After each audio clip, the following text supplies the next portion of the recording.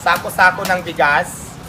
Ipapamigay ko din to sa inyo lahat. Sana all. Grabe itong ginawa ni Diwata. Nako, Francis Leo Marcos, aka Boy Singhot. Matapos mo laitin si Diwata at sinabi mong lulubog din. Nako, itong si Diwata, namimigay or mamimigay ng sako-sakong bigas. Sana all. Tama kayo sa narinig nyo. Hindi lang pares ang pinimigay niya nitong nakaraan. Hindi lang yung Diwata banana chips ba yun? Karton-karton, ilang karton yun ang pinamigay niya. Ngayon, bigas naman ang ipamimigay ni Diwata. Ito, panoorin nyo. So ayun guys, flex ko lang, nakikita nyo ba itong nasa harapan ko? Sako-sako ng bigas.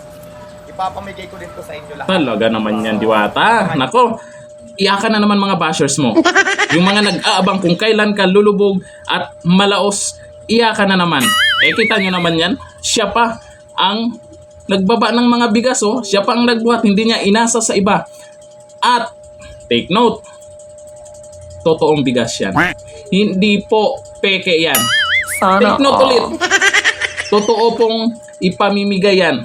Hindi rin po peke yan. Totoo pong pinaghirapan at pera niya mismo ang gagamitin niya dyan. Hindi po hingi galing sa OFW. Kaya kung ganyang klaseng tulong na ginawa ni Diwata ay talaga namang yan ang pinaka the best na tulong na ipamimigay ni Diwata dahil galing sa pinaghirapan niya. Hindi galing sa pambubudol. Hindi galing sa pang-i-scam. Pera niya mismo yan ni Diwata.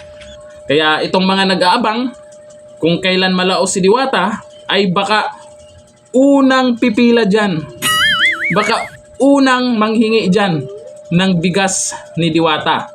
Nako, at saan na yung libreng parisan mo? Boy Singhot. Sobra-sobra na to kaysa dun sa pinagyayabang mo, yung ginawa ni Diwata. Namigay ng libreng pares.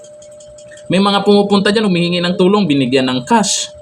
Netong nakaralan, yung banana chips, grabe dami nun. Karton-karton, hindi pinakita sa iba po yun. Hindi pinakita sa social media po yung karton-karton na yun.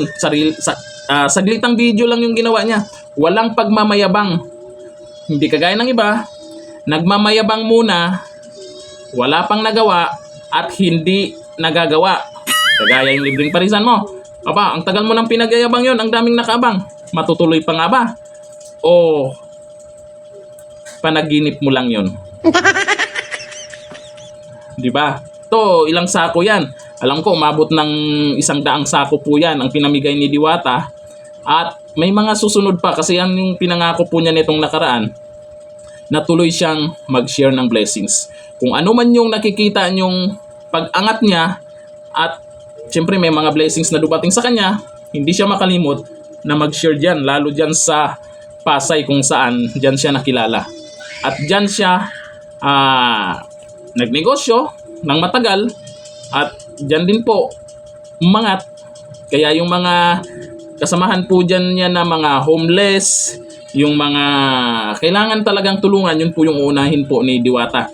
Hindi po yung nag-aabang kung kailan siya malaos. Kaya yung mga nakasuporta sa kanya, proud sa ginawa niya. Yung nakasuporta dyan kay Boy Singhot, proud ba kayo sa ginawa niya? Proud ba kayo? Siyempre sabihin nyo, proud kayo. Diba? Ipagtanggol nyo talaga yan. Kahit alam nyo sa sarili nyo na nabudol na rin kayo. Dito lang, thank you. Bye-bye.